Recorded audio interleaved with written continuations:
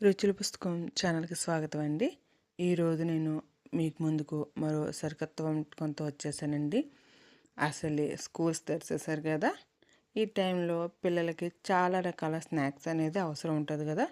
అందులో మీరు ఇన్స్టెంట్గా చేసుకునేటటువంటి బటర్ గార్లిక్ చీజ్ బ్రెడ్ అండి. సింపుల్గా ఇంట్లోనే చేసుకోవచ్చు, ఎలాగో చెప్తాను వినండి.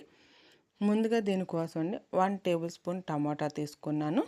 2 టేబుల్ స్పూన్ల క్యారెట్, తురిమినటువంటి క్యారెట్ తీసుకున్నాను. క్యాప్సికం వచ్చేటప్పుడు 2 టేబుల్ స్పూన్ క్యాప్సికం కూడా తీసుకున్నానండి. అలాగే ఆనియన్ వచ్చేటప్పటికి 1 టేబుల్ స్పూన్ ఆనియన్స్ అనేవి తీసుకున్నాను. దీంట్లోకి వచ్చేటప్పటికండి నేను 2 చీజ్ క్యూబ్స్ అనేవి యాడ్ చేసుకున్నాను. మీకు ఏది అవైలబుల్గా ఉంటే ఆ చీజ్ అనేది వేసుకోవచ్చు. మీ రిక్వైర్మెంట్ అనేది బట్టి వేసుకోవచ్చండి. ఇందులో నేను సాల్ట్ వేయడం లేదు. ఆల్రెడీ చీజ్లో చాలా సాల్ట్ ఉంటుంది కదండి, ఆ సాల్ట్ అనేది ఇందులో నాకు సరిపోతుంది. మీకు కావాలంటే కొంచెం యాడ్ చేసుకోవచ్చండి. మ్యాక్సిమం సరిపోతుంది, యాడ్ చేసుకోవాల్సిన అవసరం అయితే ఉండదు. అందులోకి కొద్దిగా చిల్లీ ఫ్లేక్స్ అండి, 1/2 స్పూను చిల్లీ ఫ్లేక్స్ కూడా యాడ్ చేసుకోండి. యాడ్ చేసుకుని వీటి మొత్తాన్ని బాగా మిక్స్ చేసుకుని పెట్టుకోవాలన్నమాట. ఇంకొంచెం చిల్లీ ఫ్లేక్స్ అనమాట, మొత్తంగా 1/2 స్పూన్ చిల్లీ ఫ్లేక్స్ అనేది సరిపోతుంది. ఇది పక్కన పెట్టుకుని ఇప్పుడు ఏం చేయాలంటే మనం ఒక బౌల్ అనేది తీసుకోవాలండి. ఆ బౌల్లో 1 టేబుల్ స్పూన్ బటరు, అలాగే 1 స్పూన్ గార్లిక్ పేస్ట్ వేసుకుని బాగా మిక్స్ చేసుకుని పక్కన పెట్టుకోవాలి. ఇప్పుడు మనకి బ్రెడ్స్ దొరుకుతాయి కదా బయట అండి, మనకి ఆ బ్రెడ్ ఏదైనా తీసుకోవచ్చండి. తీసుకుని నాకైతే పావు బాజీ బ్రెడ్స్ దొరికినాయండి, నేను వాటిని యూజ్ చేస్తున్నాను.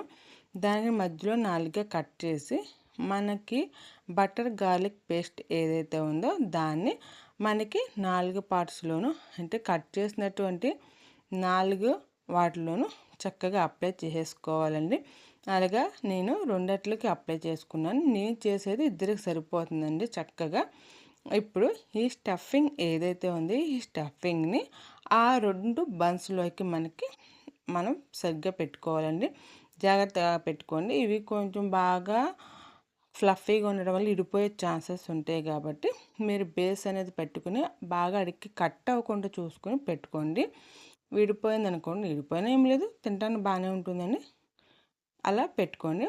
ఇప్పుడు ఒక ప్లేట్కి కొంచెం గ్రీజింగ్ చేసండి, ఆయిల్ వేసి నేను ఈ 2 బ్రెడ్ బన్స్ని అందులో పెట్టాను.